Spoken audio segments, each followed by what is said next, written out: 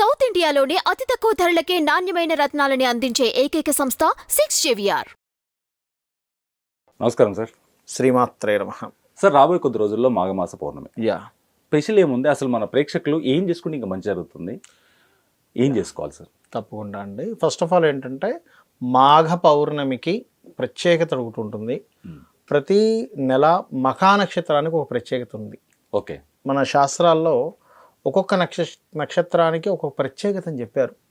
ఇప్పుడు అశ్విని నక్షత్రం ఉందనుకోండి, ప్రత్యేకంగా అశ్విని నక్షత్రం మనం ఏదైనా ఔషధాలు తయారు చేయడానికి గొప్ప నక్షత్రం. అది ఏదైనా ఒక ఔషధం తయారు చేసామనుకోండి, అశ్విని నక్షత్రం అది బ్రహ్మాండంగా మనిషి ప్రాణాన్ని కూడా నిలబెడుతుంది. భరణీ నక్షత్రం దానికి చాలామంది తెలియక భరణీ నక్షత్రానికి ముహూర్తాలు పెట్టేస్తుంటారు. అసలు పెట్టకూడదు. యమ నక్షత్రం. కృత్తిక అగ్ని నక్షత్రం తెలియక కృత్తికా నక్షత్రం అండి ఓహా తప్పది. రోహిణి అద్భుతమైన నక్షత్రం. అంటే అది చాలామంది ఏమనుకుంటారు, మొన్న ఇలాగే ఒక దాంట్లో రోహిణి నక్షత్రం మా భార్యదండి, ఆవిడతో నాకు గొడవలు అన్నాడు, దానికి సంబంధం లేదు అనుకుంటుంటారు. కాదు, రోహిణి నక్షత్రం ఇట్ సెల్ఫ్ ముహూర్తాలకు మంచిది. ఓకే. ఇట్లా మృగశిర మంచిది, ఆర్ద్ర ఒకదానికి ఇట్లా చెప్పారు కొన్ని. అలా మఖా నక్షత్రానికి చెప్పిన స్పెషల్గా ఏమి చెప్పారు అంటే, మీరు పితృకర్మలు చేసుకోవడానికి గొప్ప నక్షత్రంగా చెప్తారు మఖా నక్షత్రాన్ని. ఓకే. అందులో మాఘమాసంలో వచ్చేటువంటి మాఘ పౌర్ణమి అంటే మఖా నక్షత్రం మీద చంద్రుడు ఉంటాడు. చంద్రుడు ఉన్న రోజు మాఘ పౌర్ణమి అవుతుంది. ఆ రోజు మఖా నక్షత్రం ఉంటుంది. మాఘమాసంలో మఖా నక్షత్రం మీద చంద్రుడు ఉన్నాడు కాబట్టి మాఘ పౌర్ణమి అయింది. ఆ రోజు కనుక ఎవరైనా, చాలామంది ఇళ్లలో చూడండి, నేను అడుగుతుంటాను అప్పుడప్పుడు, వాళ్ళకి చాలా సమస్యలు, నేను ఎంత ప్రయత్నం చేసినా ఏమీ కావట్లేదు గురువు గారు, మాకేంటో ఏమీ ముందుకు సాగట్లేదు, ఏం చేసినా కలిసి రావట్లేదు, అది ఇది అన్నప్పుడు నేను ఒకటే మాట అడుగుతాను వాళ్ళని, అమ్మ మీరు మీ పితృదేవతలకి అంటే మీ పెద్దవాళ్ళకి పెడుతున్నారా అంటే, మా ఇంట్లో లేదు సార్ ఆనమైతే అంటారు. అంటే తెలియకుండా అంటారు. కానీ మనకి గరుడ పురాణంలో కానీ మనకి వేదాల్లో కానీ అన్నింటిలో చెప్పింది ఏమిటంటే, ప్రతి జీవి అంటే ప్రతి మానవుడు పెట్టాలి. నేను ఆకులమా ఇదా కాదు. యాన్సిస్టర్స్, మనకి యాన్సిస్టర్సే కదా, మనం ఎవరికి పెడుతున్నాం? ఇప్పుడు చూడండి, తండ్రికి, తాతకి, ముత్తాతలకి వాళ్ళని మనం గొప్పగా అనుకోవట్లేదా? వాళ్ళ నుంచే మనం వచ్చాం కదా. ఎవరి నుంచి అయితే మనం వచ్చామో వాళ్ళని నమస్కరించుకుంటున్నాం, వాళ్ళని తలుచుకుంటున్నాం. ఇది పెట్టడం అంటే ఏమీ లేదు. దీనికి ఆనవాయితీ ఉండడము ఉండకపోవడం అనేటువంటిది లేదు. ఫస్ట్ గుర్తుపెట్టుకోండి. రీసెంట్గా నేను మొన్న ఒక వాస్తుకు వెళ్ళినప్పుడు వాళ్ళని అడిగా, చాలా ఇబ్బందులు పడుతున్నారండి అంటే, ఏమో మరి మీరు పెడుతున్నారా? ఎందుకంటే చాలా మట్టుకండి ఎన్నో పూజలు చేస్తుంటారు, ఎన్ని పూజలు చేసినా కొంతవరకు ఎందుకు ఫలిస్తుంటుంది అంటే, పితృదేవతలకి చేయకపోవడం వల్ల ఫలించవు చాలా విషయాలు. ఇది చాలామందికి తెలియక అయ్యో మేము ఎన్ని పూజలు చేస్తున్నాం అన్ని పూజలు చేస్తున్నాం అనుకుంటారు. మనకు లలితా సహస్రనామాల్లో చాలా స్పష్టంగా అమ్మవారే ఒకవైపు దేవతా స్వరూప సంబంధించినటువంటి తీసుకునే దాంట్లో, ఇంకోవైపు పితృదేవతా సంబంధించిన తీసుకునే విధంగా ఉంటుంది అని చెప్పబడింది లలితా సహస్రనామాల్లో.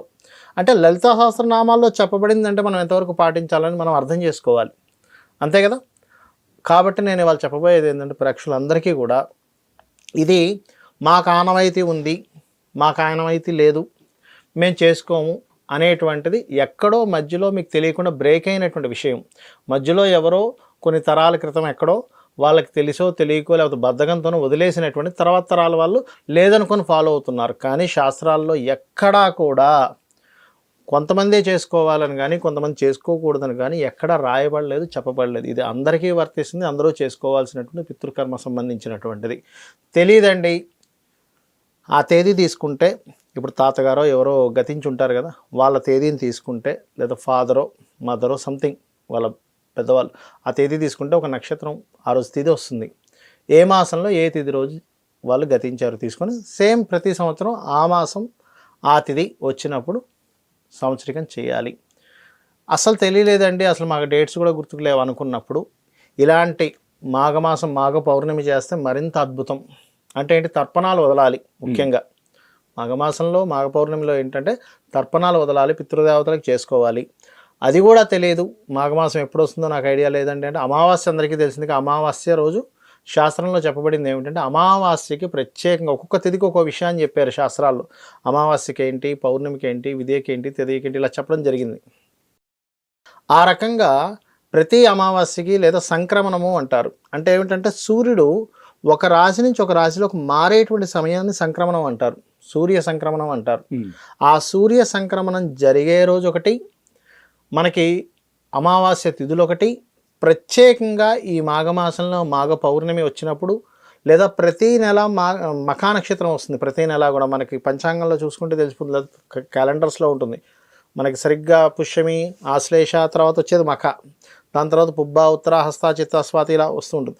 సో మఖా నక్షత్రం ఎప్పుడు వస్తుంది, ఆ రోజు ఉదయం మధ్యాహ్నం సమయం వరకు ఉందా లేదా చూసుకొని కనుక ఆ రోజు మనం మఖా నక్షత్రం రోజు పితృదేవతల కోసమని ఇవ్వవచ్చు. ఇలా కనుక చేస్తే ఏమవుతుందంటే, ఏదైతే చూడండి బాగా చదువుకుంటాడు కానీ చదువు వరకే బాగుంటుంది, తర్వాత చూస్తే ఏ వృత్తి ఉండదు, ఏ వ్యాపారం ఉండదు, తిరుగుతుంటే ఏమంటే నేను గోల్డ్ మెడలిస్ట్ అండే ఉంటాడు. మనం చూస్తూ ఉంటాం, చాలా మటుకు చూస్తుంటాం. చూస్తూ ఉంటాం. మరి ఏమైపోయింది ఆ గోల్డ్ మెడలిస్ట్, ఏమైపోయాడు ఆయన?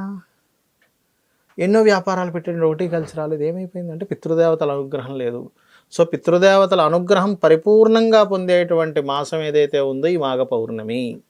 సో ఇది చేసుకొని అందరూ తరించాలి, తరించి వాళ్ళ యొక్క జీవితాలని అద్భుతమైనటువంటి వేళకు తీసుకెళ్ళవచ్చు. ఈ పౌర్ణమి రోజు ఒక మంచి రోజు కాబట్టి చేసుకుంటే వాళ్ళ ఏదైతే కోల్పోయారో అది తిరిగి పొందే అవకాశం పొందవచ్చు. మెడిటేషన్లో పర్టికులర్గా ఉదయం పూట కానీ రాత్రి సమయంలో కానీ, రాత్రి పౌర్ణమి సమయంలో కనుక మీ పితరుల్ని తలుచుకుంటూ కనుక మెడిటేషన్ చేస్తే కూడా అద్భుతమైన ఫలితాలు వస్తాయి. శ్రీమాత్రే నమః.